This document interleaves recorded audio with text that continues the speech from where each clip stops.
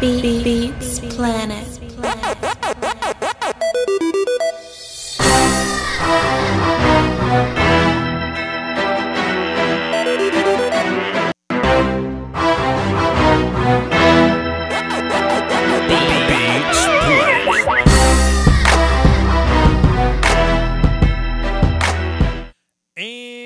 Pineapples go good on pizza. Mona Lisa looks like a man and baseball sucks. It's Voch Lombardi, man. What's good? What's cooler than being cool? Ice cold.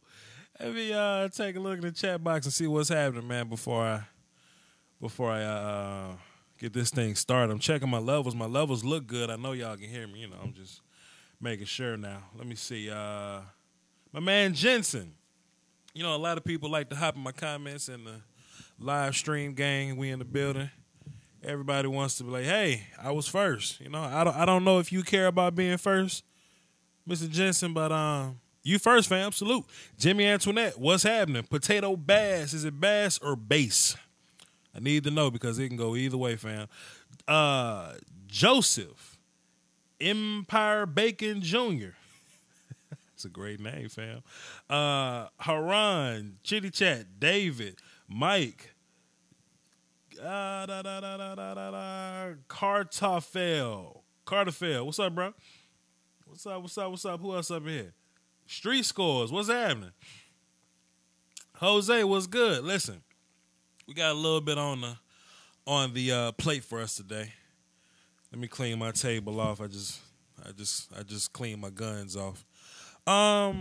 This is kind of what I want to do with this show today.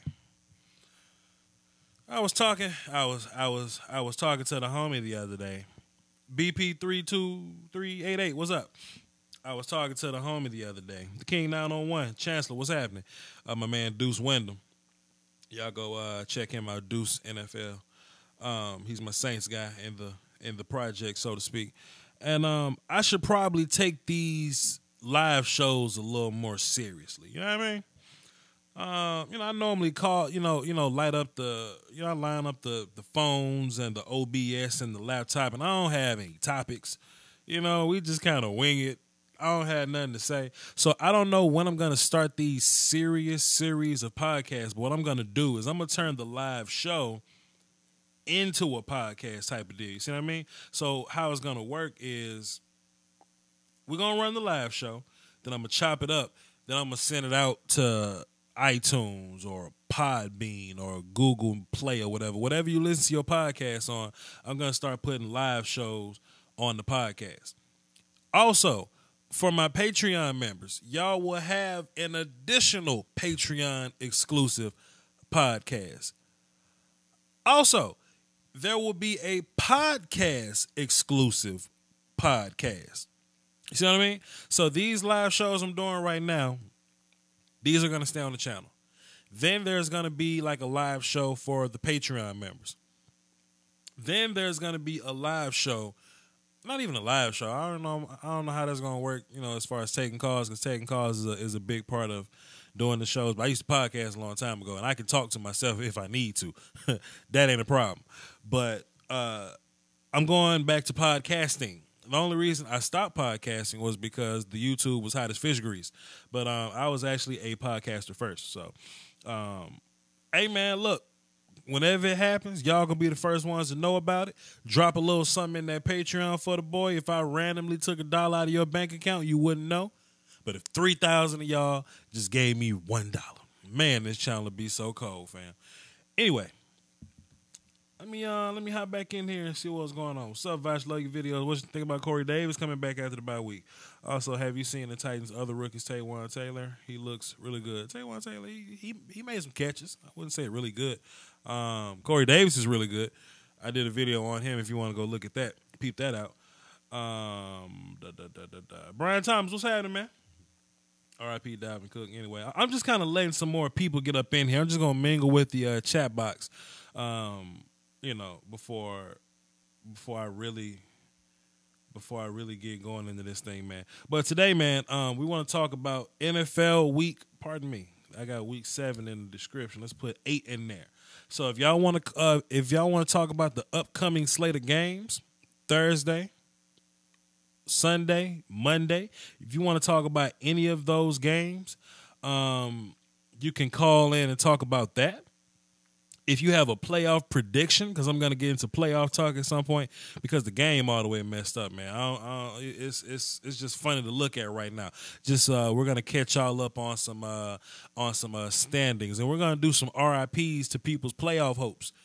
We're gonna have a whole list of teams that we're gonna flat out RIP to, and I think that's gonna be interesting for us to keep eyes on, just to know who's left over in the race, in the playoff race, so we can know what fans are looking forward to the draft coming up. In case y'all didn't know, because around this time college football gets real hot, and y'all want to know, hey, yo, Voch Lombardi, what you feel about this college player? We're going to be doing that starting in November. I always start my college analysis in November, and I always seem to be much more informed than media scouts that have been watching, quote unquote, all year. I just do this thing for a couple months, and I just get the information I need, man. You know, the college evaluation process doesn't have to be 12 months, man. You know, it ain't got to be. I got a day job. You know what I mean? So we're not gonna get into all that. What else is in the chat box? What else in the chat box? Voch, how Jalen been looking to you so far? Jalen Smith, I'm assuming, since you spelled it with a Y-L-O-N. Jalen Smith, when he has to play a whole bunch of snaps, you know, he's looking okay when he has to play 70 or so snaps. But when he's in there with Sean Lee, with Anthony Hitchens, and he's in a 40-play rotation, because he's still technically a rookie, and he still had drop foot 3 months ago.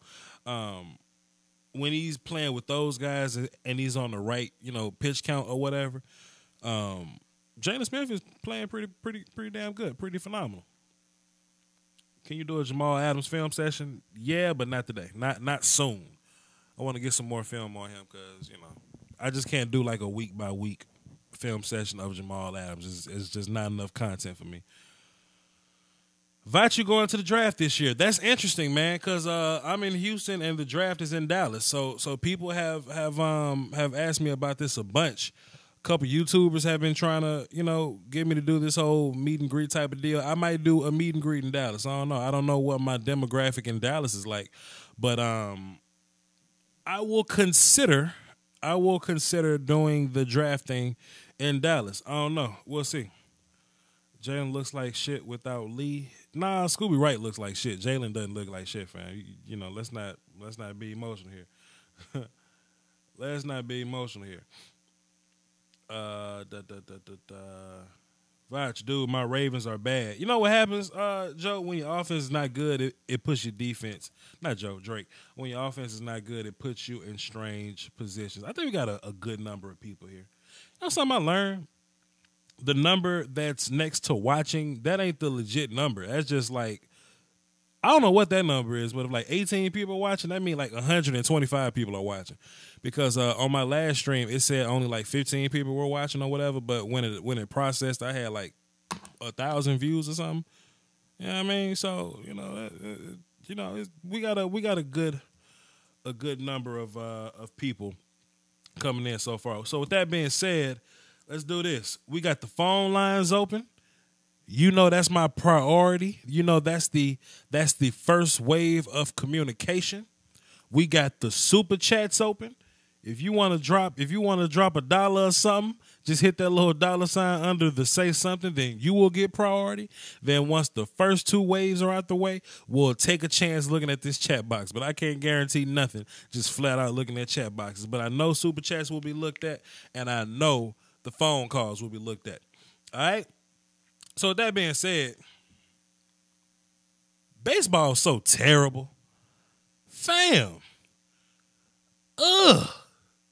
Like, I'm a football fan first and foremost, right? Like, I know football like Bubba no shrimp. Like, if you ask Bubba Gump, that is, not Bubba Gump, Benjamin Buford Blue, Bubba Blue. If you ask Bubba about lobster, like, I'm sure he'll have an answer, but he knows shrimp like over everything, right?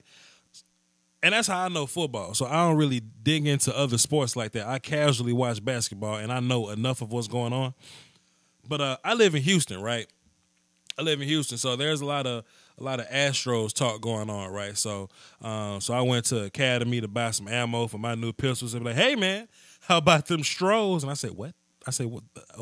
I'm thinking he's trying to sell me a gun. I'm like, okay, what about Stros? Are those some new sights or something? Is that what's a Stro? The Houston Astros baseball team. You ain't see that big table with all that paraphernalia? And I was like, oh. Oh, the baseball team. Okay, cool. It's baseball season? You're like, bruh, they in like the championship, they're in the World Series, and I'm like, what? You're like, yeah, man, they play tonight, man. You should watch when you go home. So I'm like, okay. Stros. I bought my ammo and my gun cleaning pad, and I got I got my new ears that I'm putting on for when I go to the range. So look, I get to the house, right? Coming from the day job, by the way. I get to the house and I cut the Astros game on. Disclaimer, I love football, but I will fall asleep on it. When I tell you I got through, like, I don't even know what you call them. Do you call them plays? Do you call them like series or something? Like, I don't know what possessions. I don't know what you call them, right? Innings, I guess. I watched like an inning and a half and I fell asleep. I woke up, I got something to eat. I tried to watch it again, and I fell asleep. And I woke up, and the highlights the damn game was over. The highlights were on, right? The damn Houston news was on. So I'm like, okay, let me watch this highlight session so I can at least get excited about the baseball game, and I have something to talk about at work or whatever. I'm looking at the highlights, and you know your sport is boring when the highlights don't. The highlights ain't interesting, man. The highlights are like you like when they have to sell you on whatever is awesome happens. That's awesome. It ain't awesome, right? Example, right? When Julio Jones jumps over 3 people and catches the ball at like 10 feet in the air. I don't have to explain to you how awesome that is, right? Or like if you see Von Miller, as big as he is, how he moves like a cat and how he chases down quarterback. I don't have to explain that to you, how awesome that is. Or when you see Tyreek Hill, how fast he's moving. Or when LeBron James dunks on somebody. Or how efficient Steph Curry can shoot from long distance. That's interesting. You don't have to sell me on that. These hoes on the news try to make baseball interesting, and it was just a big mess, fam. Do any of y'all watch baseball? The phone lines are open, man. You can call and talk about whatever you want to, but do any of y'all watch baseball? And I'm gonna go to the chat box at some point, but I can't do it. I can't do it. You know how you know baseball is bad? It's like people that watch baseball, like, yeah, man. You know what you gotta do? You gotta watch it live. It's much better live.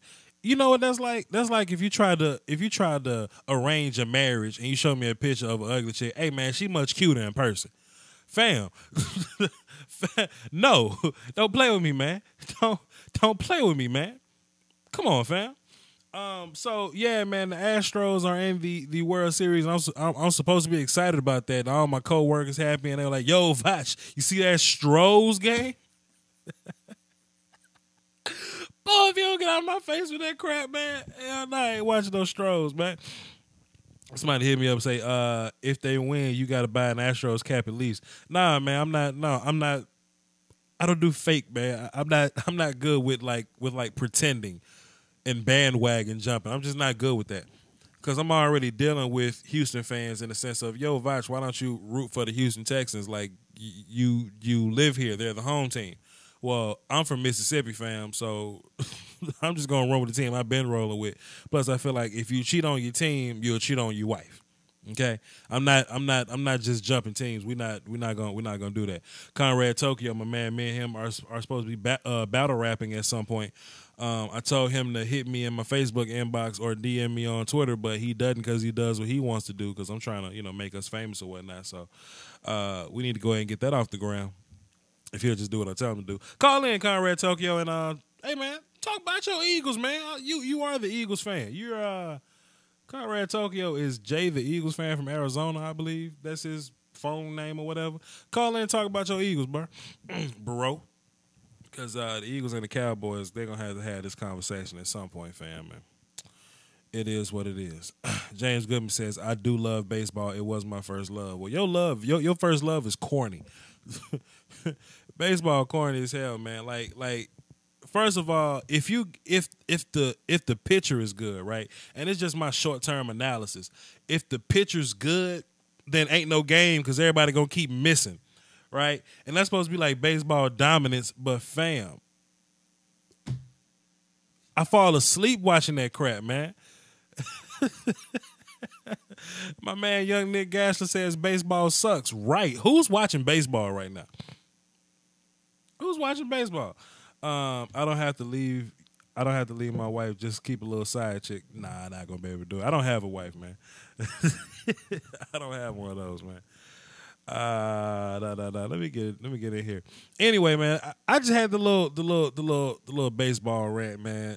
Y'all ain't got to call in and talk about baseball because I'm not gonna talk with you about baseball. Like I'm not gonna have a baseball conversation with you. But if you want to call in and say something about it, you can do your thing, fam. The number is 515-739-1285 is here for you. Let's talk about wait a minute, whoa, somebody calling me. So let me hit that mute button. Then let me mute everybody else. Now let me unmute themselves. Okay, I know. White lady. And I'm going to cut my volume up.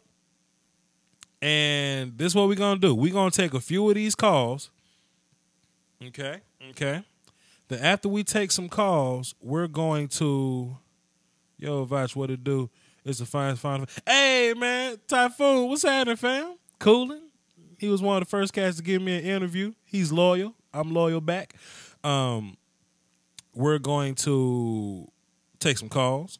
Then after that, we're going to look at playoff predictions. We're going to do some RIPs to some teams that definitely aren't going to make the playoffs. We're going to go ahead and do that.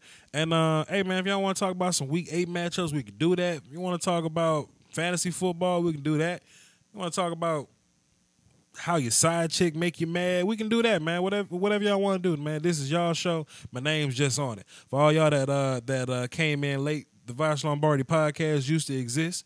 But the YouTube is hot as fish grease, so I just stopped, podcasting for a while. But the podcast is gonna be on its way back. All right, so y'all just look out for that. MVP talk, Jose. If you call in and you want to talk about MVP stuff, we can talk about MVP stuff. So first call though, young Nick Gashler, what's good, bro? What you got for the show, fam? What's good? Okay, first off, baseball sucks. I will follow it because my godmother is high up in the Tampa Bay Rays organization. Mm-hmm. So I'm a fan of the Rays, but I don't watch baseball games. Watching baseball games is for old people and normal people who just want to go to sleep at night. Tampa Bay Rays sounds like an arena football team, but go ahead.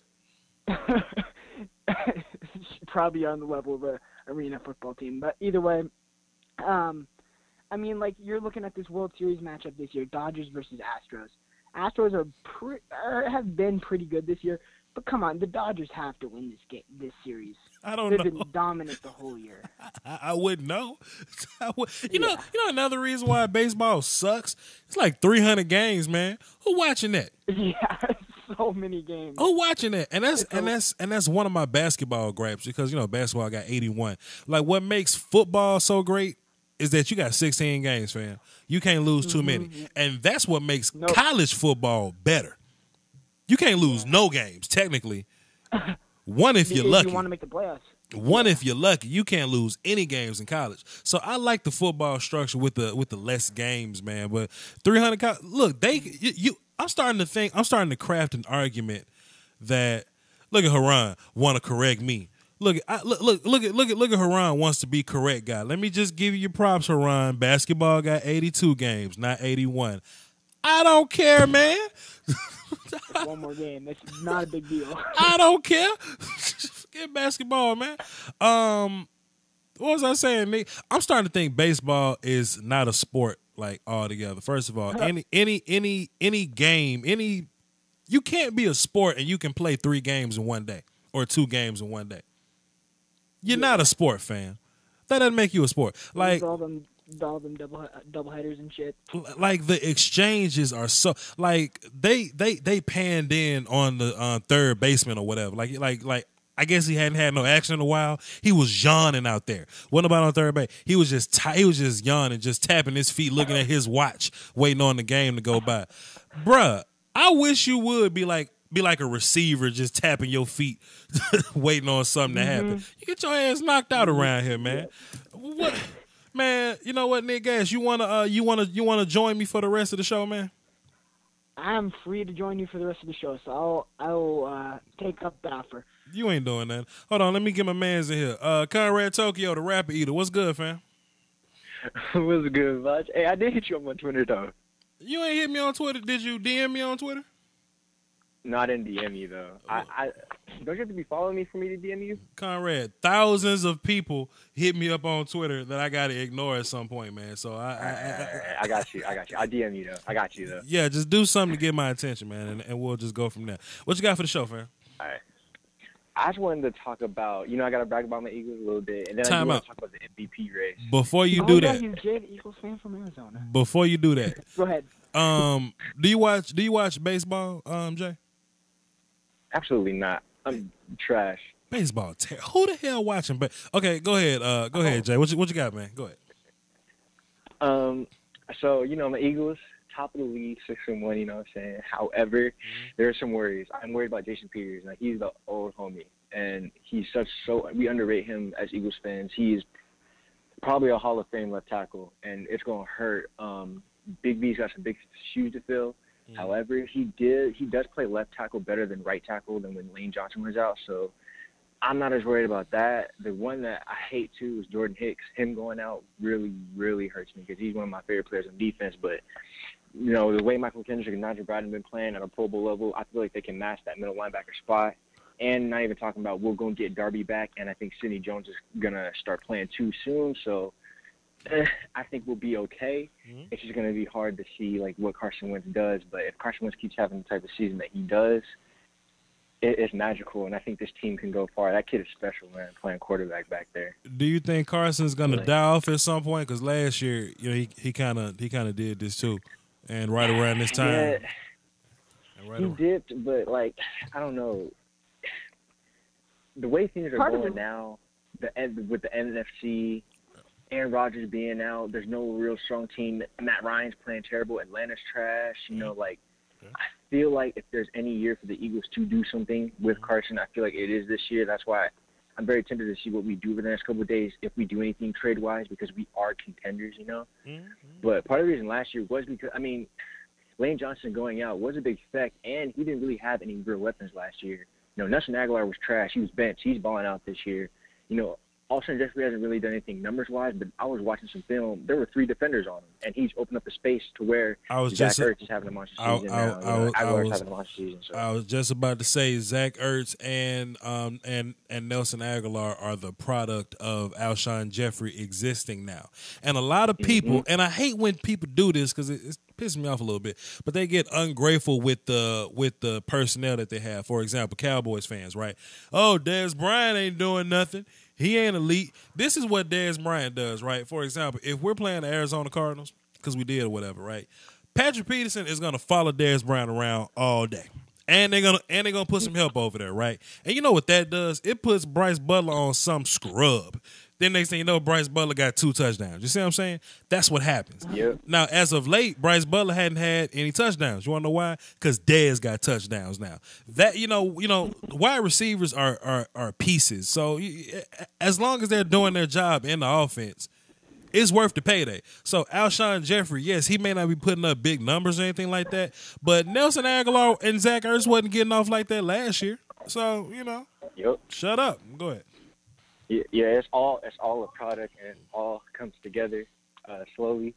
So I think Carson can keep it up. He's having an MVP type season. That's where I wanted to go next. Okay. Because there's the other quarterback in the NFC that's having an MVP season. His team is just, is having some struggles. So I think for me, it's Dak, Wentz, Brady always, I guess. But I won't put Alex Smith in the conversation because I feel like Alex Smith, as soon as the weather gets caught outside, he can go back to Alex Smith. So those are the guys for me. And I just wanted to get your opinion on who you think is in the MVP race. Man, Dak Prescott is playing out his mind, fam. But I like being low key and underrated. Now, with that being said, I do feel like Carson Wentz is having a better year and he's being the better quarterback. I'll give you that. But salute to you for being an Eagles fan enough to have the respect to give Dak his props, because Dak is playing out his mind. But the media not gonna say that though. The media wants you to think that there's problems going on in Dallas. Okay, we'll let you have that. Dak can go out and score 30 points a game, but he's the problem. Okay, cool. Watch my film session. Yeah. I drop him he's every having, week. Like, better numbers. Yeah, he's having better numbers this year than last year. So I don't understand how the media is trying to spin that. Like, with less too, because the offensive line in Dallas is struggling. Zeke wasn't the same. He just balled out against San Fran, but he's obviously not having the same year. So he's doing more with less, and I think that's impressive. And as an Eagles fan, I just like to see – it's going to be fun to watch over the next years, because Dallas and Eagles are a great rivalry, and they have two franchise guys at quarterback. It's going to be fun to see, If I can hit you with another point, we saying Zeke ain't the same. That's media narrative, because Zeke has had 100 yards total in all the games except for Denver. So – catching and running is, what I'm saying. And he did that last year. Like he'll have 80 rushing yards, but he'll have like 17, 30 or something receiving yards, whatever. But it's all the same thing, whatever. Trust your eyes, man. I tell people all the time, man, and people that follow my material, man, people don't have to subscribe to my theories and ideas or whatever, because I know football is mostly full of know-it-alls. You know what I mean? Like, it's so many people that think they know everything in football, and that's fine. You don't have to subscribe to my notions. But if you subscribe to my notions and you watch the film and you trust your eyes and you don't go by what national media goes by, you'll be woke. You'll understand that the Dallas Cowboys aren't as bad as you think they are. They just ain't tackling people on defense. Well, Sean Lee, hamstring don't hurt no more. And, when Sean Lee's on the field, you see the difference. So that is what it is. That's all you got, Conrad, Tokyo? Yeah, that's about it. I'm going to go back. I'm going to hit you up on Twitter so we can get this thing moving. I actually very intrigued by this idea. So, hey, man, let's get it done. That is Jay, the Eagles fan from Arizona. Salute, fam. Yeah, sure. Man, my thing with Zeke. Go ahead, Nick. Is I believe the media has been hyping the whole suspension issue up a lot, which causes him to go under the radar, because there's this uproar in the suspension stuff. They don't even care about how good Zeke has been doing. Like you said, the only game he didn't have 100 yards on was against Denver. Right. And at that point in time, our defense was ferocious. Now, not so much, but I'll just put that out there. Yeah, man, and it is what it is.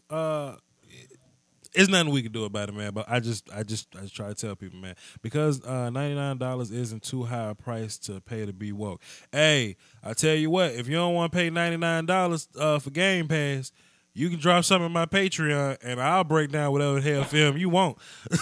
Look, man, look, like money talk, man. Money talk. My man Nino Brown in New Jack City, mates. He say money talking bullshit run the marathon. See, you wouldn't want to be it. You know what I mean? I'm gonna break down film regardless. It may not be the film you want me to break down or whatever. I'm gonna do a Cowboys film every week. Then I'll pick a few films that I want to do, and we'll do that. But if you're on Twitter and you're a Bears fan, and I've done a Mr. Trubisky video and a Tariq Cohen video, so I kind of want to stay away from Bears for a little bit. But if you really want to see an Eddie Jackson video real bad, there's a way. There's a way for you to get your there's a way to get your Jackson film session. So, hey man, it's Patreon / Voch Lombardi. James Goodman says, my wallet is still waiting on that Night King breakdown. James, I started to look at the video, man. I started to look at the video, and I don't want to get a copyright strike from Game of Thrones, because that thing, that's real. You know what I mean? So that's the reason why, I haven't done the Night King football commentary thing yet or whatever, but if copyright strikes didn't exist, man, I would have definitely done it. You were saying something, Gasler, Nick? So you were talking about the topic of rip the teams that aren't making the playoffs. I'm going to bring up the Denver Broncos immediately. Until they get a right tackle, we are going nowhere fast. Okay, so how about this? I'm gonna put that in my next set of notes. Playoffs. I'm gonna write that down so I won't forget it. And I'm gonna pull up this website with the NFL standings, and we're gonna jump into the phone. After the phone call, we're gonna jump into it, and we're going to get into that quick. We say, as a patron, I'm very happy with my Davis breakdown. Hey man, I think that's my man Canada. You and Nick Robbins are my Lions fans. Y'all hold it down for the Doski Woski. You know, it's two of y'all, so we got the Ziggy film and we put the 40 film up there. You know what I mean? So if you really want me, I'll break down whoever you want to, fam. I'll break down game film. I'll break down player film. Let's communicate about it, and we'll just go with that. And I see some people in the comment section, like, hey man, I'm broke as fuck. Hey, that's cool, cause I'm gonna still drop free film. It just may not be who you care about, but whatever. 3-1. What was that? People in the comment section, just to hear me now. If you can afford a bag of almond M&Ms, as Voch says in every single one of his videos, then you can definitely afford the Patreon. Talk that shit. Nick, when I tell you, just in case y'all need some options, man, you can get $12 and get a $12 Walmart gift card, and you can plug in the Patreon and just give $1 a month for a year. Hey, that's for you. My man Cornelius Ellis, he one of the GOATs. He can ask me for anything. This is a Cowboys fan, I believe. He can ask me for anything. And I got him because he bought clothes. He a Patreon subscriber. He dropped in the super chats. He says, "What up, big homie? You been killing it with the film breakdown. Y'all bless the church." Look, this man then hopped in my Facebook group like, "Hey man, why y'all not supporting this man?" Salute to you, Cornelius. You going against the grain, famo. I'm with you. Almond M&Ms is a luxury. I got you at the end of the semester, my man. My man, salute to you, bro. Salute to you. I'm not putting a gun to nobody's head, you know. I'm just letting y'all know how fast I move when it's time to move. 317, who this? It's Chance. What's up, Chance? You watch baseball? Hell no, I don't watch no baseball, bro. I'm football all day. My man, what you got for the show, bro? Hey, man, I just wanted to call in and just kind of vent about my Colts this year, bro. Okay, talk to us, man. First overall pick, Colts, go ahead. I have a decent amount of football knowledge. I played in high school at Warren Central in Indianapolis, man. And just watching the Colts play this year, man, I have no idea what the hell we're putting out on the field, bro. Okay. Like, our coaching decisions from offense to defense, man, is just puzzling to me. I'm looking at games specifically against the Seahawks. Mm-hmm. We're like lining T.Y. Hilton up stationary against Richard Sherman. Like, he's not going to press him to death the whole game and erase our best offensive player. Same thing when we played against the Jaguars. We lined them up stationary. We know that a lot of these corners will not move across the field. Jalen Ramsey will, but we know Richard Sherman, right, is going to stay lined up as that left cornerback. True. And why we leave T.Y. Hilton on the side over there and just let him get pressed to death out of the game and eliminate our best playmaker makes no sense to me. Same game that Marlon Mack gets 2 carries. You know what I'm saying? True. And just dumb coaching decisions, man. Everybody in the league knows that our offensive line is garbage. But for whatever reason, we have Jacoby Brissett trying to throw 35-yard post patterns downfield like our offensive line is gone against the Jags. Damn. You see what I mean? I actually watched some film on the Colts versus the Jags, and if y'all want me to go into super detail, y'all hit my super chat. No, I'm just playing. Hit the Patreon, I'm just playing. I'm serious. But nah, man. Jacoby was holding the ball for a long time, man, and it was partially because. For sure. Jacoby was definitely holding the ball, but I mean that's something that we've seen since Jacoby has first really got started playing with us. So my thing is that as a coaching staff, you're supposed to be putting players in a position to be able to, maximize the things that they do well. Right? I totally agree. I think with y'all receivers or whatnot, just in general, it shouldn't be too many throws outside the numbers. It seems like Jacoby seems to have a problem with that. You would think about Jacoby when he had success in New England. He did well with timing routes, and he did well with his receivers on the move, getting receivers in motion to kind of brush them open like that.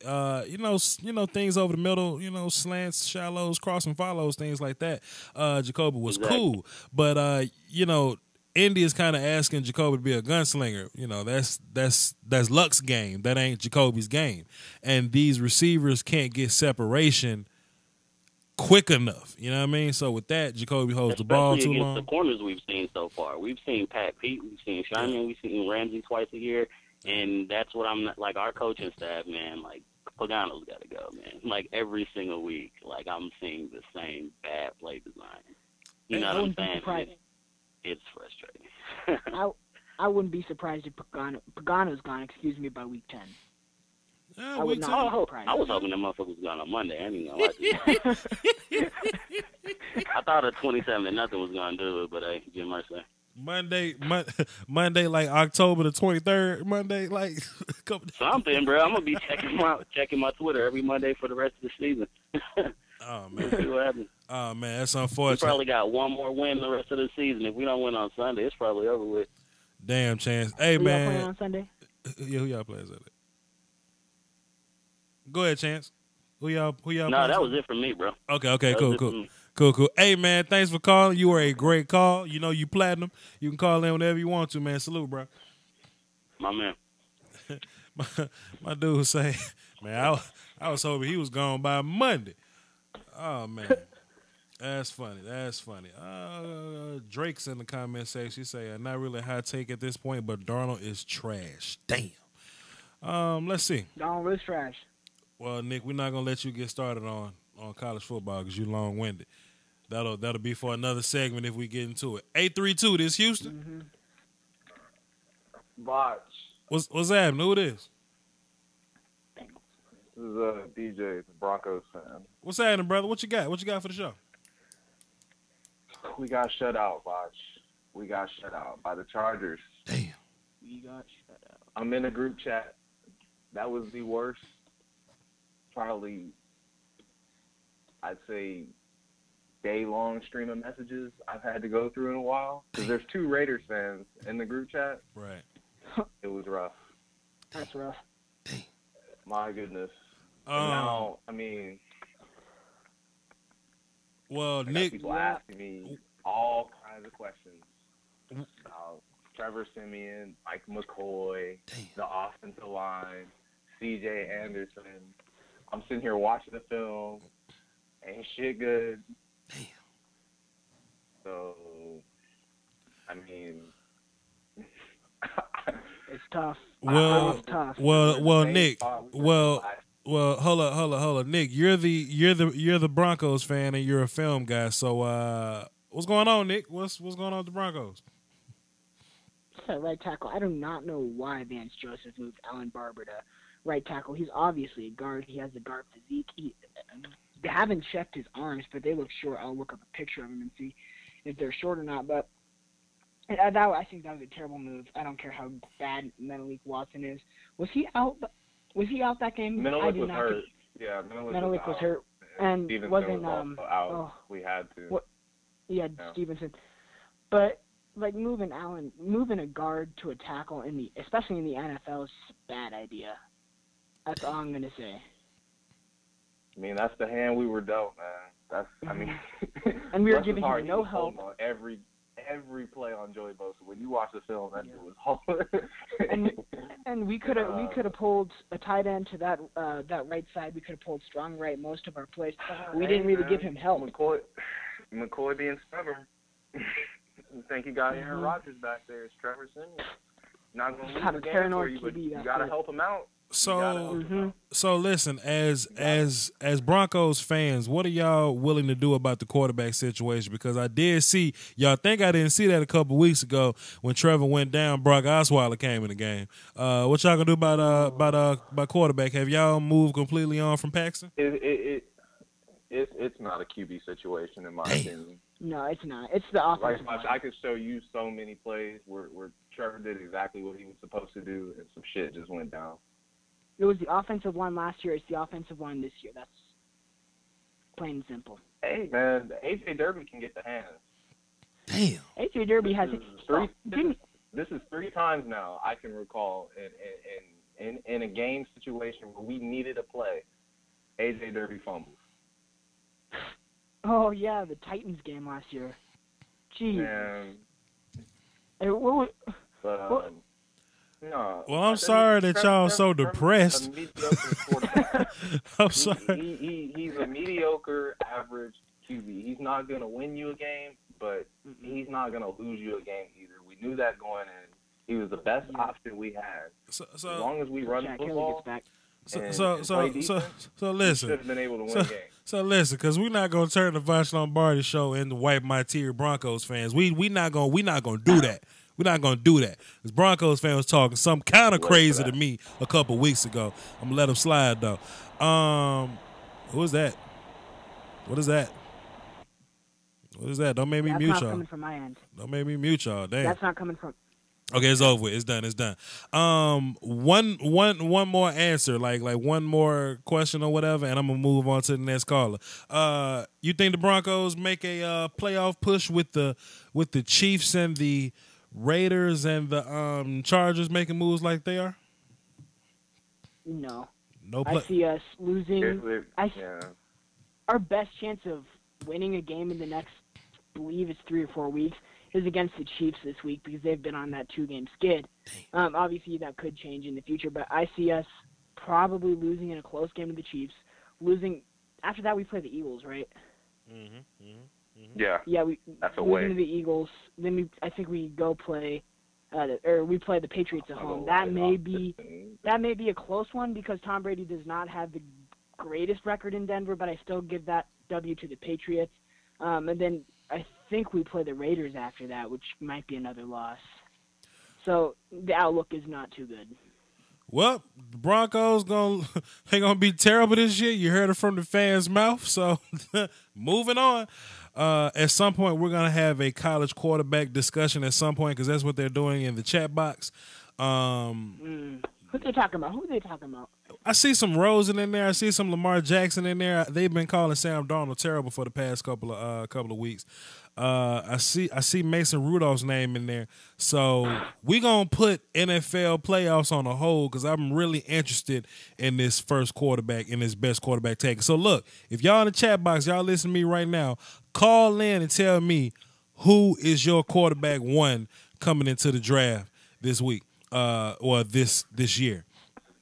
And the call I had is off the phone, so we're not gonna get into that call. So we might jump into that right now then. But before that, my man's in the chat box, Cowboys blog. And my man Joe Rod. If you're a Cowboys fan, go to the Cowboys blog YouTube channel. Check him out, man. He does Cowboys news, man.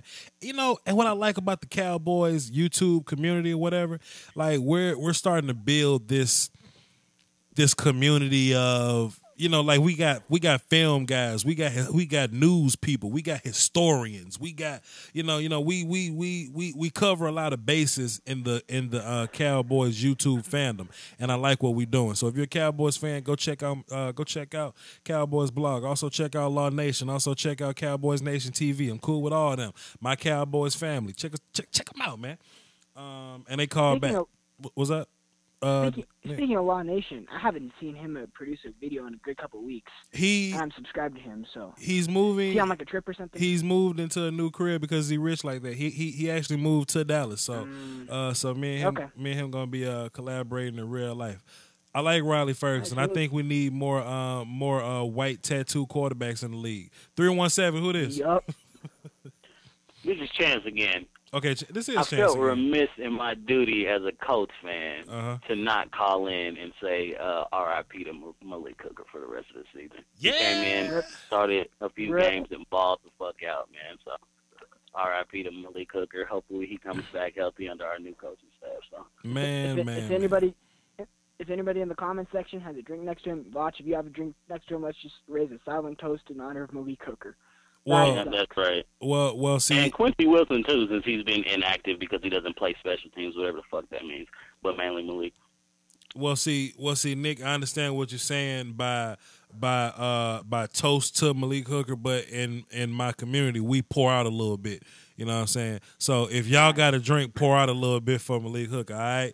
So, Yeah. damn. And I just did a video. Chan, did you see the video I did on Malik, man? I did, man. I did. That was a good video. Damn, I was so excited. Great video. Damn, I was excited about Malik. Damn, that's all you got for the show, man? Before I get into this playoff push? Yeah. All right, man. Appreciate it. That's that. Go ahead, bro. Salute. Man. We lost Malik. Anyway, let me get in the playoffs real quick. I pulled it up on the Google, so to speak. And a lot of stuff this year, man, it hadn't been going in the way I thought it was gonna go. Let's start with the AFC West, since we got Nick Gashler on the phone.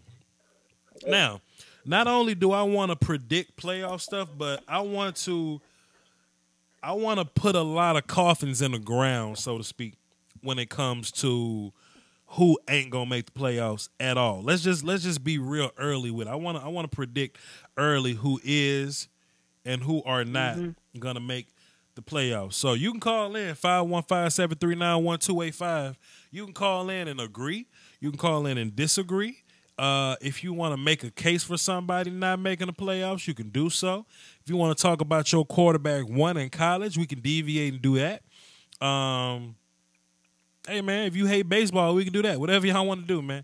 We're going to jump into that.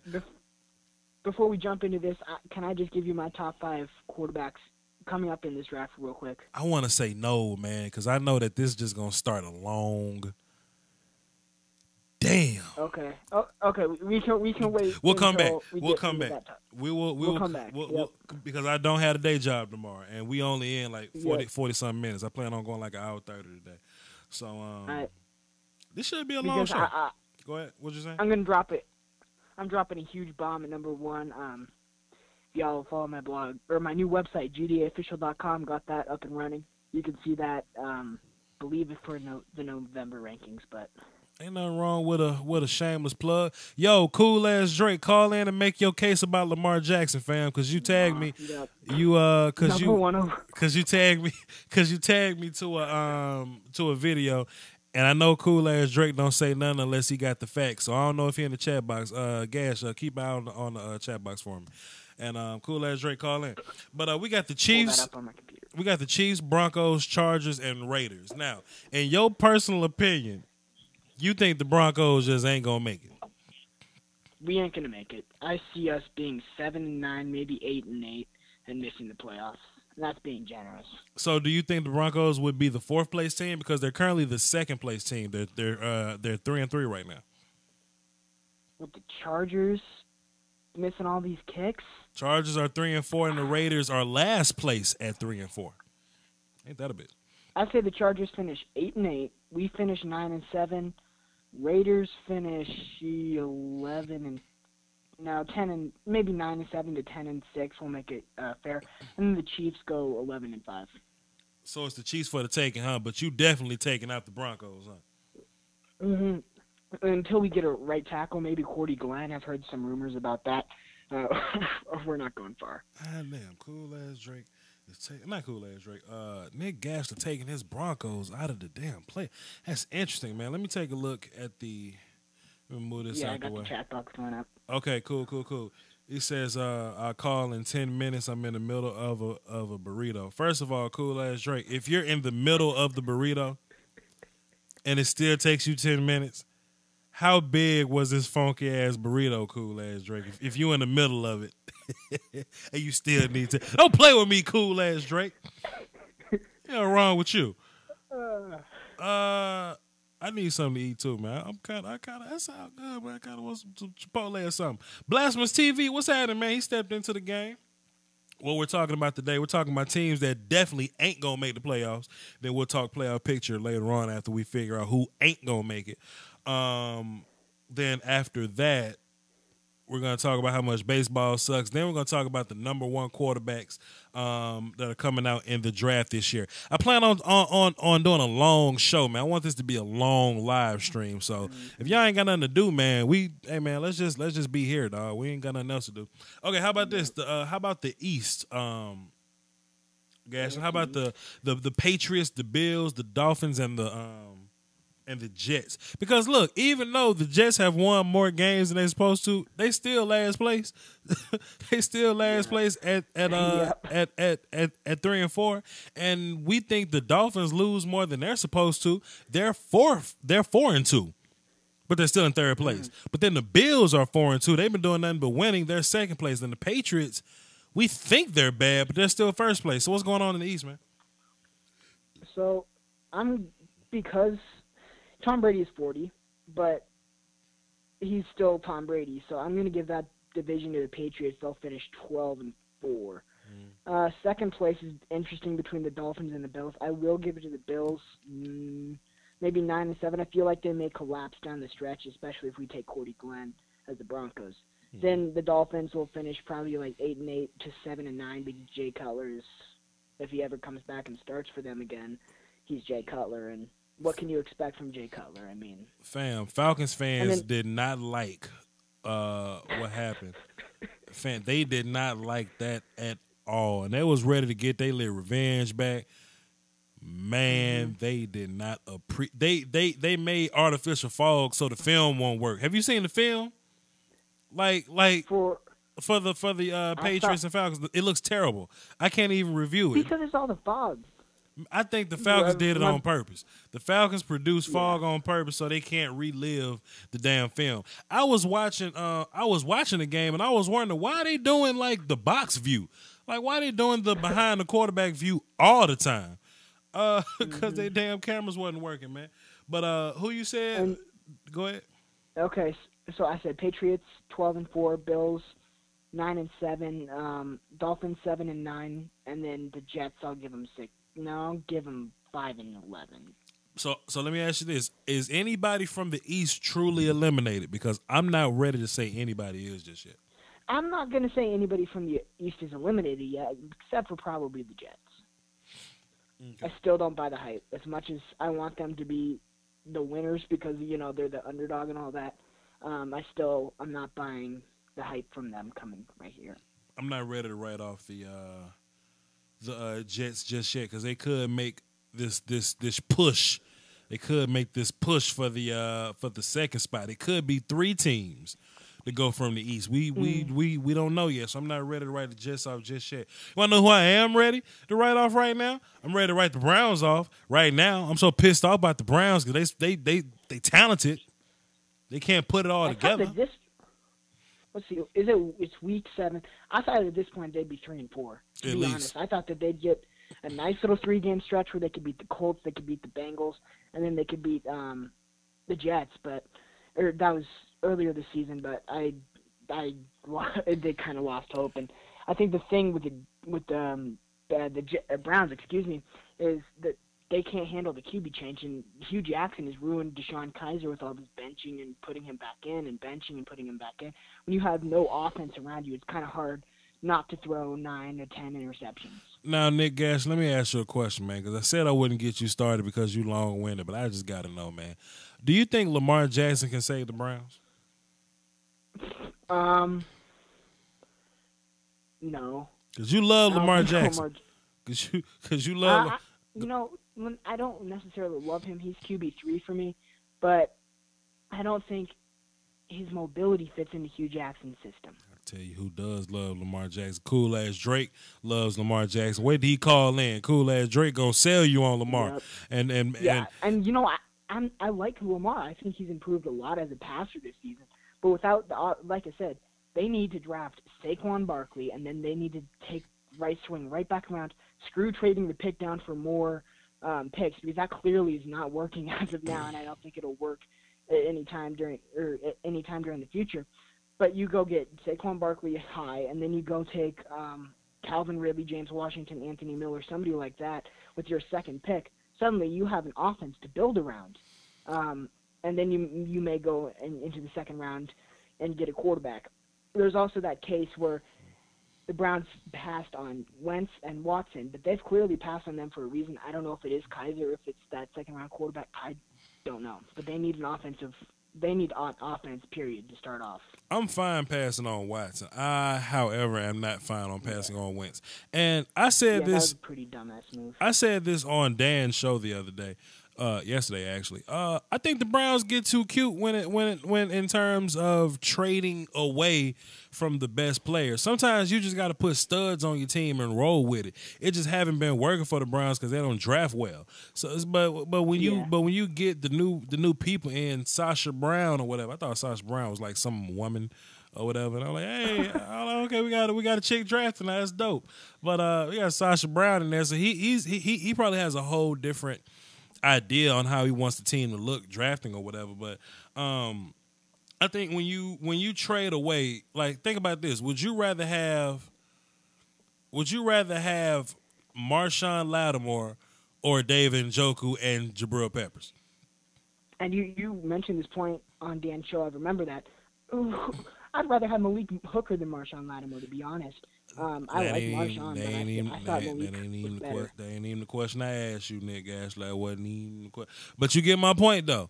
You get my point. Yes, I get your point. Yes, I get your point. Whatever player you feel like is the best at 12, you'd much rather have them than David Njoku and Jabril Peppers. You see what I'm saying? Like, I know the whole Kevin Costner movie was cool. They're trying to call me to come in to work tomorrow. Not going to be able to do it.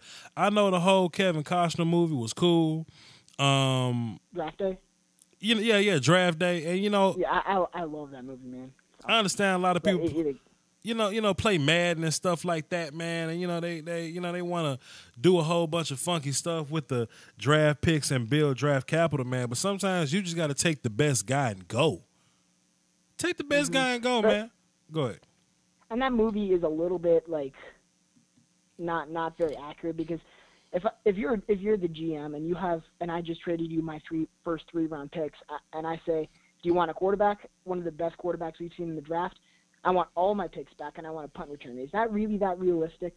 3 years of first-round picks that you just finesse this dude for? Actually, where I think the movie kind of messed up a little bit was the Seattle Seahawks have no problem taking the character guy, right? Like the off the field issue guy. Seattle has no problem taking that guy. So that's where they kind of mix it up with me. Cool ass Drake, what's happening, man? What's happening? Ice Cold as Voch Lombardi and Nick Gashler. This is what I want you to do. Nick Gashler, who is your quarterback number 1? All right, chat, please roast me. Baker Mayfield. Okay, pause before you say that. Cool ass Drake, Lamar Jackson, right? Yes, QB1 for sure. I want y'all to kind of have this debate on the phone while I listen to the voicemail that my damn supervisor sent me to try to get me to come in to work tomorrow, but I ain't coming. Cool ass Drake, why is Lamar Jackson your quarterback 1? Because he makes throws that no other quarterback in this class is capable of making. He makes plays that no other quarterback in this class is even close to being capable of making. I like Baker. Baker's my QB2, actually. But Lamar is rare. Mm-hmm. The thing about Lamar that I'm a huge fan of is that I did a film session on him in the Purdue game. I love his passing ability. It looks like it's been 10 times improved since last year. So much more touch. He is throwing with so much more touch on the ball. But he knows when to throw it with touch, but he also knows when he's got like a few seconds before the defender's going to be on the receiver, and he has to throw a dart. And so he knows how to throw with touch and zip. So that's my thing, because I agree. Lamar has improved. We're not doubting that. But can he keep doing it is what I'm saying, consistently. Because I've seen some Lamar Jackson throws, and I'm like, huh? You know what I'm saying? And I'm looking in the comments section, Steven Smith right here, he says Lamar Jackson greater than Vic, ? Lamar Jackson is leaps and bounds better than Mike Vick. Because what it is... Michael Vick says so himself. Mike Vick was athletically something the game wasn't ready for. You know what I mean? This dude over here saying Lamar Jackson. I'm gonna let Voch finish what he's saying, but this dude's saying that Lamar struggled against Clemson. I was just totally have to get on this of that. Well, Clemson probably got. When he's playing.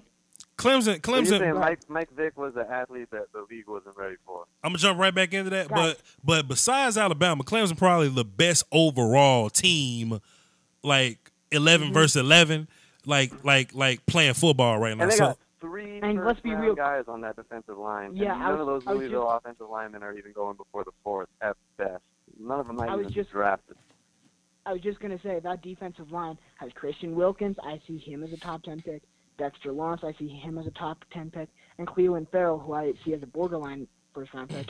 And then even, what's the other dude's name? Austin Bryant. Right. He could be a first-round pick in like 2019. That defensive line is stacked. Right. So peep this out, though. So peep this out. Like I was saying. Like, hold up. Against it's my show. Voch Lombardi. We will come back to Clemson. We'll come back to Lamar Jackson. Let me just get this point out before I forget because I'm getting old. Michael Vick, athletically, was something that the sport wasn't ready for. Because if you go back and watch film on that old VTech team, they're running the wing T out there. You put Mike Vick film out for the Patreon. For the there you go, cool ass Drake. For the Patreon folk, I got some Mike Vick Virginia Tech film up there. They ran wing T. Like, that's a very dated system. And at that time, like, the teams were looking at you like, fam, like, wing T, we doing this spread thing. What you mean, wing T? But Mike Vick was so fast, it was nothing that they could do about it. And he wasn't a great passer. He had a great arm, but he didn't have the touch needed to be a good passer. He just had these jump ball threats. He had Peerless Price. He had Algie Crumpler. And they were jump ball guys. The thing about Lamar Jackson, when you watch him play football, he can get it to any one of his receivers. He can throw with touch. He'll walk out the game with like 5 passing touchdowns and 4 rushing touchdowns. Vic wasn't a great passer. He was a runner from the quarterback position. We saw that Fran Tarkenton bullshit to where he'll kind of scramble a little bit and make a throw or whatever, but he was just faster than the other white people. Like, Vic was a track star at quarterback, and we had no idea what to do about that. Lamar Jackson is But also these guys saying Vic had a cannon. There's a video of Lamar Jackson as a senior in high school throwing the ball 95 yards. Lamar also hasn't gotten weaker. Lamar also has a cannon. My only concern with Lamar Jackson is being not really weight, because I ain't worried about his weight because look the NFL strength and conditioning, they're gonna have this man walking around look like he just did 5 in county, right? He's not county, like in federal or whatever. He's gonna get big. I want him to make big boy throws consistently. That's my only thing about. He does this season. Drake. He'll make them. Shut up, Nick. I'm muting both of y'all. Look, Lamar makes these throws, and I haven't been watching them close. I will tell y'all that. I haven't been watching them close, but I'm going to watch them close. He'll make these big boy throws, but then he'll go and overshoot somebody. Like, outside the numbers, Lamar can use a little help. Outside the numbers, going towards the sideline. But he can fix that, though. That's something he can fix. That's something a lot of quarterbacks got to, figure out. Quarterbacks passes, running out of space to the sideline outside the numbers. Those are hard throws to make, but those are throws that pro quarterbacks got to be able to make. Lamar Jackson has made them before, but the majority of the time, damn it, it's kind of funky. But he can throw the hell out them seams, though. He can throw the ball going over the middle, but not like slants and crosses going over the middle. Like, he'll hit them double move posts over the middle. He's a beast doing that type of stuff. And we all know what he can do in the run game. Like, he's a phenomenal athlete running the football. Like, he's one cut away from you completely missing. You can be within arm's reach of him, because in the last game he did. One dude was in arm's reach of him, and one cut, he was within like 10 yards of the dude, right? So athletically, he's gifted, yes. But if I can get him passing how I want him to be, Lamar Jackson could make that push for me. I'm just worried about him pass. Y'all know me. I want the dude to run routes. You know what I'm saying? Not to say he can't be a good quarterback, because he could probably be a great quarterback. But I just want that dude to go play wide receiver. Cool ass Drake, Gasly, y'all are unmuted. Let's not talk over each other. Yep. Go ahead. I gotta defend that outside the route thing a little bit. Are you talking about the UNC tape? Yeah, that and some other stuff, but yeah, sure, yeah. But I've seen that UNC tape. I've watched it multiple times, and I think a lot of what is being considered overthrows is Lamar getting rid of the ball and not wanting to get called for intentional grounding. Or he's got a receiver that's over on the sideline on a deep out, but there's a linebacker that's lurking, like, right underneath that receiver, and if he doesn't throw the ball high, that linebacker is going to take it off. And Lamar's careful with the ball. So if Lamar needs to throw the ball outside and get an incompletion instead of throwing risky throws for interceptions, that's just what he's going to do, because he takes care of the ball. Mm-hmm. I don't know. I feel like in that UNC tape, a lot of those throws that people think, what was he just throwing at? I think it's him just getting rid of the ball. When it comes to quarterbacks and me watching film on them this year, man, I'm probably going to have to watch like 5 games in one film session. Like, I try to keep my films within 15 to 20 minutes. Man, like the quarterback videos may have to be 30, 35 because you have to be thorough with these guys. You have to watch multiple games. You got to watch multiple situations. You got to do your research on like injury reports. See what receivers were like. What were the receivers doing? How was the offensive line? Was anybody missing here? Coaching change. I just learned you got to be real thorough with the quarterbacks. Just me being a draft analyst over time. With that being said, Nick Gashler, I need you to really bring your guns with this Baker Mayfield bullshit, fam. Baker Mayfield, I don't see, and obviously he did have a collapse last season, which is why a lot of people are putting him low. But the thing about Baker Mayfield is the maturity issue. It's small. He only had 1 DUI. He formally apologized for it. He rejected fucking Mia Khalifa who tried to slide into his DMs. Pause. Stop right there. It take a lot of restraint if a damn porn star hit your DMs. It take a lot of restraint to turn that down, fam. Cause look, you know, at that moment as a girlfriend, you know this man loyal. Like, cause look,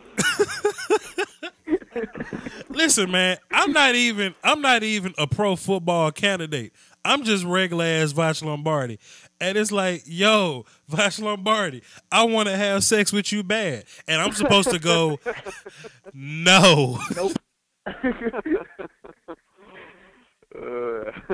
Okay, so that, and then with the flag on the field, he also formally apologized for that, which I don't think is a big deal. I mean, the Ohio State fans were chanting their fight song in OU last year, and that's kind of disrespectful to them, so he's just returning the favor. Size. It's not an issue. He does not have an issue with size, I don't think. He's listed as like 6'2", but he looks like 6 feet. 6'1" is better than 6. Yep, it is, especially if he gets rated there with his combine size. But the thing about Baker Mayfield is that offensive line gives him a lot of time to throw, but when he breaks down, he can keep those plays alive on his feet. Yep. The shit that I've seen from Baker Mayfield is insane. I mean, there's one play, and if you guys go onto my Baker Mayfield film session, you guys will see it towards the end. I think it's the last play or something. But he's going to face pressure from a defensive lineman, and he's just going to, the defensive lineman makes the mistake of tackling him high, but he just shakes off that tackle and I think runs for a good 10-yard, 12-yard gain. I mean, the shit that he does is amazing. This is against Texas. Yeah, and that's one throw against Texas, too, where he extended the play and throws the long bomb. Yeah. Somebody in the comments. He's accurate, too. Somebody in the comments was like he probably got much better looking women in Oklahoma chase behind him. Fam, they not as talented as Mia though. I know Mia work. ain't no question marks with damn Mia Khalifa. Technique. But she got the skills, fam. Jimmy Antoinette said I would have piped. What you talking about, Nick? In the chat box, if Mia Khalifa hit you in your inbox, would you hit? Go ahead, Nick. As French talking. I just want to interact with the chat box. I'm just gonna put that out there. But and then with his sir. with his arm strength, I saw a lot of zip on that football against that Texas team. So I don't think that's a concern. The system. It's a damn good Texas secondary too. Mm-hmm. Yeah, Deshaun Elliott, Holden Hill, all those guys are pretty good. But and then with the strength or the system, it's OU. Is it a spread or is it an air raid? Because a lot of times it looks like air raid, but at the same time it looks like spread. So but this system is a huge deal, especially if it is air raid. I don't know what it is, but answer me this. Can Baker Mayfield put up better rushing statistics than Saquon Barkley in every category? Damn. Why is that even a question? Because Lamar Jackson can. Because Lamar Jackson can. Lamar Jackson can. Oh, man. Oh, man. That's cold. That's cold, Dre. That's cold, Dre. Yards per carry. Lamar Jackson is amazing. Like, it's ridiculous. And like, if you're looking at it, to me, the top 3 quarterbacks in this draft are Rosen, Mayfield, and Jackson. Rosen throws red zone interceptions out like candy on Halloween. Because he has no offensive line and he's getting pressured. And no, but that's on Lamar Jackson throw does it the high same thing, and but throw it over to the end of the end zone. Like Lamar Jackson throws high and gets the ball out of there so no one's picking it off. Rosen just throws it right at those defenders. Yeah. True. And that's what Deshaun Kaiser just got benched for again, was red zone interceptions. Red zone interceptions are a major no-no. And he's thrown them against Memphis. He threw 2 against Arizona. He threw 2 red zone interceptions against Arizona. Like, what? But there's all another those one, 3, too. I can't remember it. And I'm going to be real here. All these 3 have practically no offense around him. I mean, you got Baker Mayfield, Mark Andrews, and Orlando Brown on that offense, but that's about it. Lamar has no one. Josh has no one. So, yeah, but decision making, man. Decision making is important, and I just don't know if Rosen has pro level decision making. Rosen, from what I saw against like Texas A&M and Colorado, the thing with Rosen is when he's under pressure, which like with any quarterback would, if he's under pressure, then he is going to throw a bad pass. But if he's able to either extend the throw or extend the play with his legs, which he rarely does, or doesn't have pressure, he's delivering a good pass every single play. So that's my 2 cents. So if he goes to a system with a terrible line, he's going to be a bust. If he goes to a system with a good line, he will succeed. So it's like if Rosen goes somewhere where everything, all right, he's got weapons and everything is built up, they got an offensive line and everything around. That's anybody him, though. He could do well. Lamar Jackson, he's gonna go. I think Voch, to answer what you were saying, and this is the Browns do have a good offensive line now, but I think Lamar Jackson could save the Cleveland Browns. And I like Lamar. Okay, the thing is, you got to put decent offensive line. You got David Njoku. You got Duke Johnson. Corey Coleman, when he's healthy, can make people miss and ball. And if you go out and you get someone like you get Lamar with the first pick and Simmie Cobbs Jr. with your first pick in round 2, Lamar Jackson can work with that. Lamar Jackson can do some serious work with that. What are we going to do with that second first-round pick, too? I mean, they do have a lot of draft capital that they could use. Yeah, they got 2 first-rounders and an early second, so yeah. Good discussion, guys. Good discussion. Cool ass Drake. What you got lined up, man? You wanna rant about your Ravens? Do you watch baseball? No. Who the hell watch baseball, man? Ain't nobody watching that shit, man. It's on TV. My great grandpa watched baseball. He's like 80, 90, 100. Oh, he's dead, dude. Oh, pardon me. Nobody watches.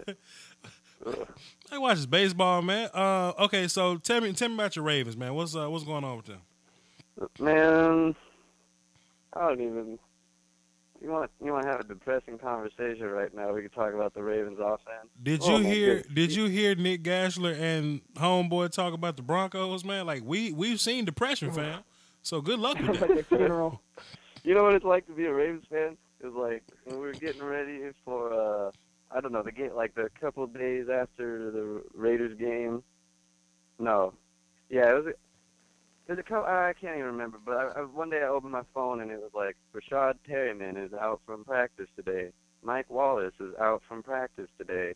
Jeremy Maclin is out from practice today. And I was like, man, that just about sums up what it's like to be a Ravens fan this year. That is just the worst. Cool ass Drake is out from practice today. Damn, go ahead. I don't know. I mean, like, obviously, here's the thing. Flacco is not elite.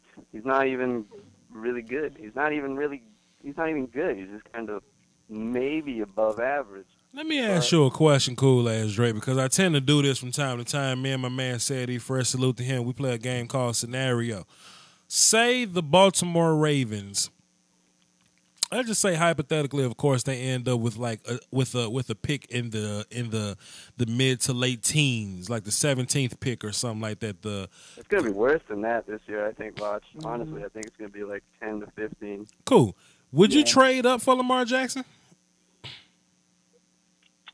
Would I trade up? You know, That's the thing, Voch, is I tell everybody, I say Lamar Jackson is the number one player on my Ravens board, and I would pick him in a heartbeat if he was on the board. Because Flacco ain't getting it done, right?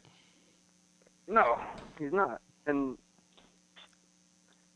But, like, I guess my question is, when could I get Quentin Nelson? Because Quentin Nelson is my second player. That's the dude I want on my team, Cool Ass Drake. You can't have him. You can't have Quentin Nelson, man. Dallas is going to be picking way too late. You going to trade up for Quentin Nelson? Hell yeah. I want that dude on my team, bro. Man. I mean, it depends on what they want, obviously. Like who do you think is going to have the first overall pick? Let's say Cleveland or San Francisco. I'm thinking Indy, but go ahead. Okay, well, what would I have to trade them to get the first round or the first overall pick? Would it be first round pick? Next year's first round pick? Yeah, one of y'all's offensive tackles, which is kind of hard because I wouldn't want to trade away Ronnie Stanley. I'm not trading Stanley or Howard. No way. No. If I could swing this year's first, next year's first, and maybe like a third this year. Maybe Terrell Suggs, if you can finesse him that bad. But your defense good though, fam. Like your defense straight. You know, they got Tim Williams and Tyus Bowser and Matt Judon and Darius Smith. I mean, I don't know. That one of the problems with the Ravens is loyalty. Mm-hmm. That is a major problem with the Ravens right now. Is they're being loyal to guys that just aren't good at their jobs. Damn, like Joe Flacco. Oh. Like Joe Flacco, and to some extent Marty Morningweg, maybe even to some extent Dean Pease.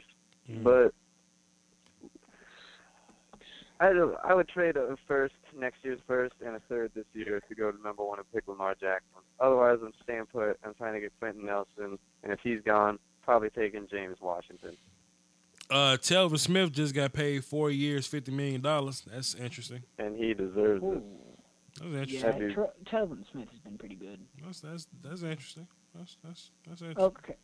That dude can cover. That's real quick. That's interesting. That's okay. Drake, sure. Go ahead, Drake, guys. What's up, Nick? Because I don't feel like looking anything up right now. Do you know what the Ravens' defensive scheme is? Of course he knows. 3-4. Of course he. 3-4. Of course he knows. Yeah. Terrell Suggs is 35. He's had 2 sacks. Yeah, that's what I'm saying. I would trade him. 2 sacks this year. 1.5 sacks. He has no forced fumbles. He hasn't had a lot of production. How about you go trade him to Indy because they need a 3-4 end, and that would be pretty good, I think. Yeah, I mean, because they just drafted Tyus and Tim Williams, and Matt Judon is a baller, and Darius Smith is good depth. I mean, it's just it's tough in that situation because Terrell has worked his ass off for over a decade, and he's won the Baltimore Ravens. They had Ray Lewis and Ed Reed and Haloti Ngata, but Terrell Suggs has always been he's been the loyal man. My man Jason just dropped $1 in the Patreon. Salute. Go ahead. Salute to Jason. But salute. Yeah, man. I don't know. I would love Lamar Jackson as a Raven. I would buy a jersey. Well, Cool Ass Drake. Will that be all, sir? You know you can call in and do whatever you want to do because it's your show. You know what I'm saying? My name I'm going to let you and Nick get back to doing business, and I'm going to listen and lurk in the comments. I'm trying to think if I have any real takes I want to get out there real quick. Notre Dame is pretty for real this year as a team. They're doing Equinemius St. Brown is a body catcher. But. Yeah, I'm not a St. Brown guy personally, but Sidney Cobbs is great. Anthony Miller is my wide receiver 2 right now, and Voch, you're gonna love that dude. I can't wait to watch that film session on Anthony Miller. That's the Memphis kid. Yeah. Yep. Yeah, man. I was watching Memphis playing UCLA, man. And I was like, hey, they got a white quarterback with tattoos. Interesting. I was like, hey, they got a little wide receiver that's whooping. I like little route running receivers now.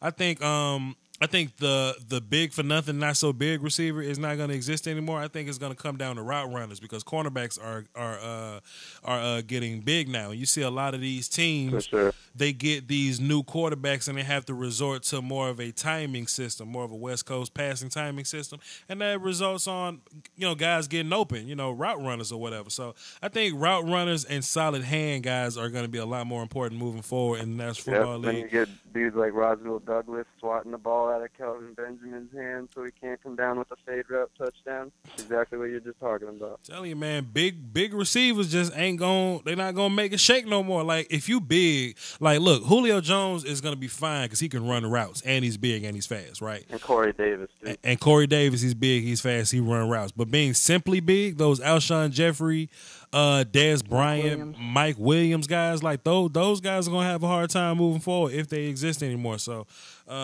if y'all big, y'all better go learn how to cover and quit playing so much if you can't run or run some routes or whatever. But all right, yeah, that's all I got though, man. Appreciate it, cool ass Drake. Yeah, I'm gonna let you guys get back to it. But Lamar Jackson, #1 overall. That dude deserves it. Yes, sir. Good. Catch you guys later. Right. Good cause, man. Good cause. Y'all made that dialogue very easy for me. We about to run this ad. I need to. I'm gonna go take a break, get some more water. All right, cool. Go for the night. So go ahead. Do your thing. Hey, we're gonna be right back, y'all. Hang tight. Hold it. What up, team? It's Voch Lombardi. Thanks for coming through. Before we get into the content, I just want to let y'all know the best way to support the channel directly is through Patreon. Subscribing to my Patreon for as little as $1 a month can upgrade the production of the channel and increase the frequency of uploads. For less than a bag of almond M&Ms, you can contribute to my YouTube scouting career being my full-time job, which means more content for you. Also, Patreon contributors will gain exclusive access to all my throwback film sessions covering college football tape on players like Sean Taylor, Calvin Johnson, Michael Vick, Luke Kuechly, guys like that. But the link is in the description. It's patreon.com/Voch Lombardi. I don't know if y'all can hear me, but I somehow opened up Cody on my damn computer. So now I'm stuck in full screen mode. Wait a minute. How'd I close Cody? Let me minimize that. And let me move that out the way. How in the hell? Okay, here we go. Let me close Cody. How the hell I do that, man? What the? I'm up here trying to run my damn. All right, cool. Now the rest of the shit. Get cool.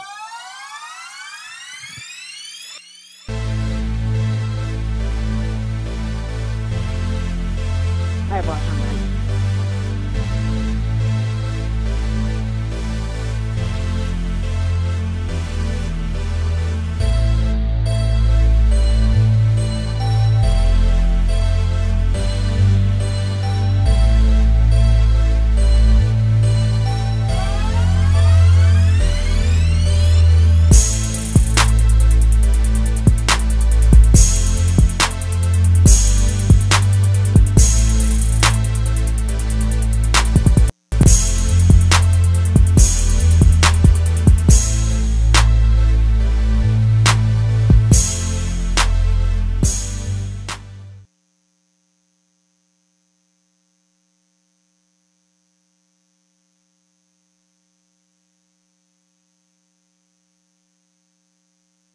All right, cool. Nick, who do you have winning the MVP situation? MVP.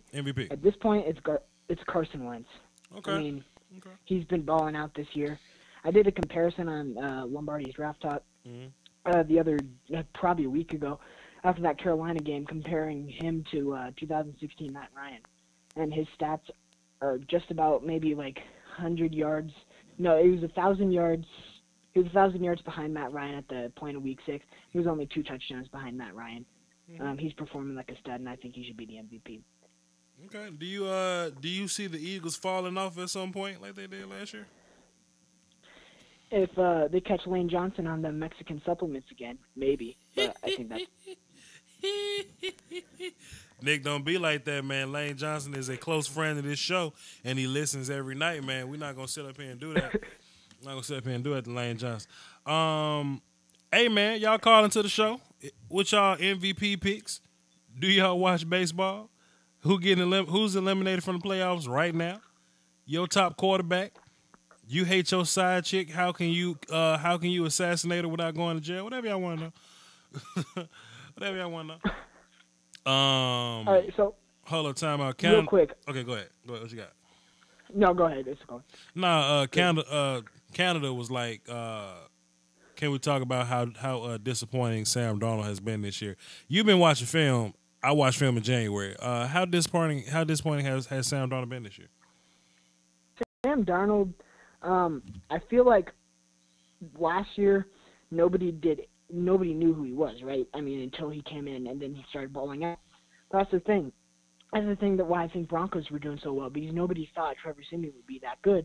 So when he started finessing all these offenses, defenses, they got kind of scared, so they started watching film on him, finding out how he plays his game, finding out what his strengths and weaknesses are, exposing his weaknesses during the game, and that's ultimately, obviously, the offensive line was a huge issue, but that's also ultimately why we lost. That's the same thing with Sam Darnold. Nobody really. Jimmy Antoinette dropping bombs in the Patreon. Salute to Jimmy Antoinette, man. Is much appreciated, man. I'm humbled by this. Yep. Salute to you, sir. Go ahead, finish what you were saying, nigga. And just saying that's the first thing I'll do when I get a credit card, drop some money in the Patreon. But I'm cutting everybody off. Like if you talking like I'm gonna stop you from talking just to get this out. But yeah, I got you. Go ahead, finish. It's all good. But yeah, I think Darnold was unstoppable last season because nobody did any work on him. But now that they finally got that off season to do some work on him, and he kind of got hyped up by the media, he kind of started to fall off. People noticed, or defensive coordinators noticed how to pick him off and stuff like that. That's why he has 9 interceptions. You said in your film session he's the white Jameis Winston. I think that's pretty true. True. He's the white Jameis Winston. True. I'm a beast, man. I was sitting back thinking about my old videos and how I used to do film breakdown. I used to be terrible. I used to be horrible breaking down with film, the 2016 stuff. Oh man, back when I had the tabs in the screen. I was pretty much the same guy. I had the same information. I wasn't as good of a teacher over the internet. Like, I could watch film with anybody in real life, you know what I mean? But I wasn't good at conveying stuff over the internet, with my personality and stuff. I kind of figured it out a little bit, man. But, nowadays I'm kind of cool. But I went back to watch one of my old videos, man. Oh, man, I make me sick. Ugh. And when I first started, I remember I'm stuttering all the time, and I still stutter. Yeah, your nerves. I feel like I've gotten a lot better at being able to convey my opinion and being a better film analyst. True. But you like 14 now, though, right? I'm 14 in 4 days. Yeah, so you got a decade to go, man. So you definitely got the heads up. So, like I said, man, I'm gonna put you under my wing and we're gonna figure this thing out. I'm gonna make you great. Yes. We'll cross that road. We get there because you like to do school work and shit. You don't want to drop out to be great. You want to do whatever. Listen, man. How's what's his face? Washington State.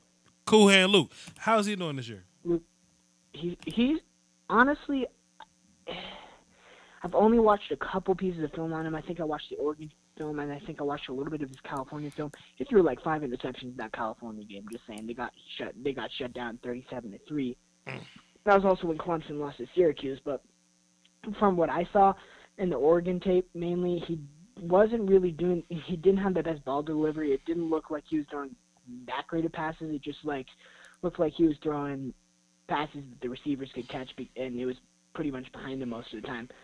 But he's still high up on my board. I think he's number 6 behind Stidham, Rudolph, Jackson, Rosen, and Mayfield, because I don't have Sam Darnold applying for the draft this year. But that's my opinion on Luke Falk.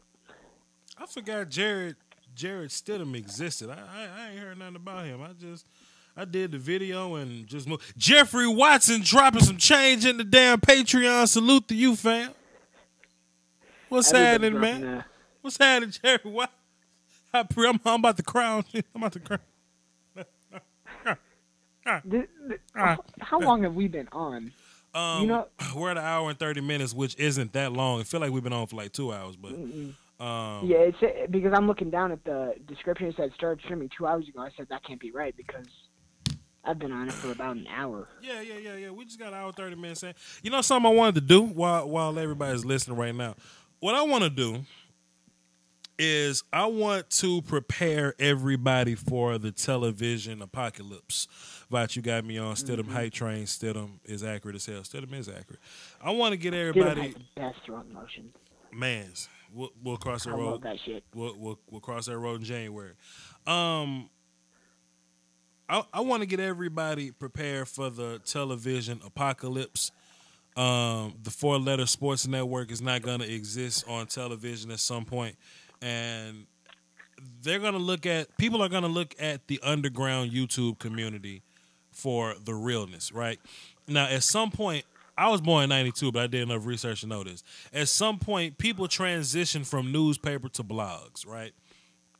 Mm-hmm. Some people then people transition from like live stuff to like, you know, movie like tape, DVD, stuff like that. Now there are still people that go to plays, and there are still people that, you know, that read newspapers, but majority, right? I feel like at some point we're going to transition from television to internet. Now we're doing that now. It's happening now, but television is still big. But at some point, television is just not going to exist anymore. It's going to be rare for people or whatever. So this is what I'm saying. I mean, my family, we switched from cable to like the internet streaming things. We got like the Sling where you can stream TV. It's nice. I don't get NFL games, but I can get Sunday Night Football. I can get Thursday Night Football. I can get Monday Night Football. The streaming world is really. All you need is Reddit. All you need is Reddit. Reddit will give you every single stream. Like I was saying though, I want to get everybody prepared for life after television. So what I want to do is I want to make a YouTube channel. Maybe not 24/7. Maybe we can't get that done. But I do want a YouTube channel that has a live 12-hour block of sports programming.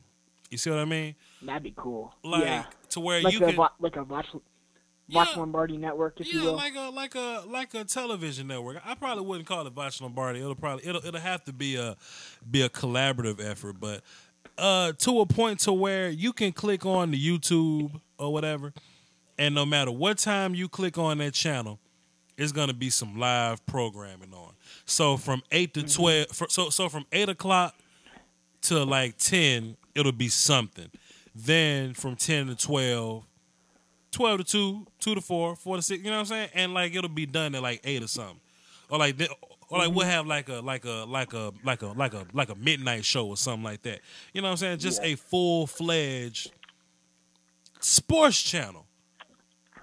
You know, like you got sports, you know, like you got YouTube channels where you can go watch sports videos, but like a live sports channel where we get advertising, you know, like for real.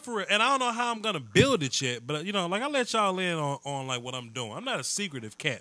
I don't like to keep a lot of secrets. Like the Illuminati project was like some secretive stuff, but y'all knew I was doing it. You know what I mean? Yeah. I don't know how I'm going to build that, but it's going to get built, man. So y'all just look out for that. Go ahead, Nick. C-Money right here in the chat, he's talking about Josh Allen. My thing with Josh Allen is looking at the film last year, doing a film session on him. And for me, watching film or doing like a film session, explaining it out to like the microphone is it gives me a lot better clarity on the prospect than it does just watching film alone in my house in the middle at like 9:30 and 9:45 and all that stuff. But the thing that I saw even last year with Josh Allen is that he's a big quarterback and people are going to fall in love with his size. But he's not a great quarterback. You know what I'm saying? Decision making. Decision making, just not the best passer as a whole. I think that's kind of showing up this year as people did more and more scouting on him as he became more mainstream. But like 92 yards against Hawaii? That's unheard of. True. unless it's some JUCO team. 92 yards. Josh Allen is like the white Jay Cutler to me, kind of, sort of, almost. You know what I mean? But Jay Cutler is white. Yeah, I know that. I'm just. Oh, okay.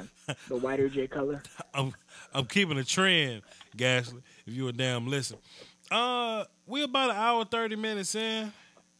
I think we good. I think we covered a lot of bases today. We're gonna have to save the playoff talk for another day because we went so heavy on draft talk. I wasn't even expecting to do that. So we got baseball sucks. What are we talking about today? We got baseball sucks. Quarterbacks in college. Top college quarterbacks. And we did a little NFL talk. Little NFL. MVP discussion. Yep, MVP. MVP talks. All right. And we'll change the title of that right there. Side chicks. You know, Joey, we didn't talk about side chicks, man. I wish y'all would call in. Look, man, let me tell you something. All y'all got to do is give me a chance on this non-football talk. I know a lot of y'all come to me for football talk, but cool-ass Drake gave me a chance on non-football talk, and he ain't been right since. Cool-ass Drake ain't been... Like, I think cool-ass Drake walked out with a little bit of enlightenment. The last time we talked women, he walked out with a little bit of enlightenment. So, look, man, if y'all got those kind of questions, we can run it for the cardio if that's what y'all want to do. Anything regarding women, dealing with women, relationships, just how to do any type of that stuff like that. I got an interesting little opinion, just an interesting view. I've been alive for 25 years, but it's been a busy 25 years, fam. So if y'all want to get into that, it's up to y'all, man. Nick, plug your stuff. Well, shit, you about to say something? Go ahead. Go ahead, Nick. I'll say it later, but right now it's gdaofficial.com. That's my website. I'll link that right now down in the chat. But then it's also my YouTube channel is just GDA Official. I'm sure you can click on the channel tag right there. Do college film sessions. I do college film sessions. I'll do more and more like in-depth film sessions. I'm just taking a quick look at like big plays that are made from college athletes and stuff, and then we'll translate that into big film sessions coming January. That's about it from there. But just one thing, they were talking about the quarterback recruit Justin Fields being the top quarterback prospect in 2021, 2022, all that stuff. As of now, I think that's total bullshit because Jake Fromm, he committed to Georgia with 2 established quarterbacks. I mean, do you think you're going to be successful in a group with 2 established quarterbacks? So the shit about, I think Justin Fields made the worst decision of his life, and he'll end up at a different college in the end of it all because Jake Fromm looks like the truth right now. C Money said that he would call it the Voch Lombardi Love Hour. Not really, because how my takes work, it's pro dude, right? Like it's not like I think love is more of a girl thing. Like guys can love women, but girls go out looking for love. Like rarely have a group of guys said, "Yo, bro, put your good clothes on tonight, man. Get right, man. Get clean, get fresh. We gonna go out and we gonna look for love." No. No, we don't do that. We go out and we look for women, and if we end up loving them, it just is what it is. Like we go out looking for the ass. You know what I mean? And just everything else just kind of grows on us. Women want you to grow on them first, then they give the ass up. Yep. You see what I'm saying? So go ahead. Go ahead. No, you go. I'm a goddamn 14-year-old child. Don't listen to me. But the thing my parents tell me all the time, mainly my dad, is men are looking for sex before an emotional connection, and women are looking for an emotional connection before sex. Talk to him, Nick. I'm telling you, Nick, all you got to do is listen to me for 3 hours, and whatever little high school you go to, I'll have you running that shit, boy. No man says I want to go dance and fuck the women. Let's just go. Hey, yeah, you know what I'm saying? Just, look, man, I'm not trying to talk to no women now. I just want to dance and be with my homies. I just want to go out and have a good time with my boys, man. You know, I ain't trying to be. Come on, fam. What that sound like? Voch, you still haven't had the Voch's voice session where I could find out if women really enjoy having their ass up. You know, cool ass Drake, the majority of women I deal with, they don't like it. But there is that 10% that can't go without it. So if it's like 90-10 or whatever, there's a solid 90 that go, I mean, it's all right, you know, I don't really like when it happens, whatever, but if it happens, it happens. But there's the other 10% that'll grab the back of your head and mush you. So I guess we're going to have to do a poll one day. What I would love to do is go, like, to y'all city. Like, if I was going to see cool-ass Drake in real life, we would go, like, do surveys in, like, public. Like, we'll go to different restaurants and places and bars, just open areas, grocery stores. We'll just ask women a whole bunch of strange shit. You know what I mean? I would love to do that. Yeah, I think we're going to wrap this up, man. Nick Gashley, you already got your plugs in. Salute to you, brother. Yep. Thanks for joining the show, man. See you till next time, fam. See you next time. Click you off this damn thing. Click. And look, y'all hit that like button, man. Would you please? That's for free. That's for free. I know we've been plugging the Patreons or whatnot, but hey, man, that like button, it's free, fam. Y'all go ahead and hit that. Also, we got to meet up somehow one of these days. Yeah, man. Yeah, cool, Andrew. We'll get it done, man. We'll get it done. Don't worry about it.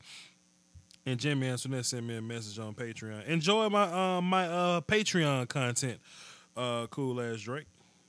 Let's see. He sent me a message on Patreon. Hey, boss, can you drop a TJ1 film before turkey break? Dude, it's still a hustle monster. So peep this out. Let me just show y'all how this works. Jimmy Antoinette just hit me up on the Patreon. He dropped some change in the Patreon, a good amount of change in the Patreon, and he made a video request. Guess what my next video gonna be? That's how this works, fam. Salute, Jimmy. Look out for that video. I'll pull some film tonight. I'll pull some TJ Watt film tonight, and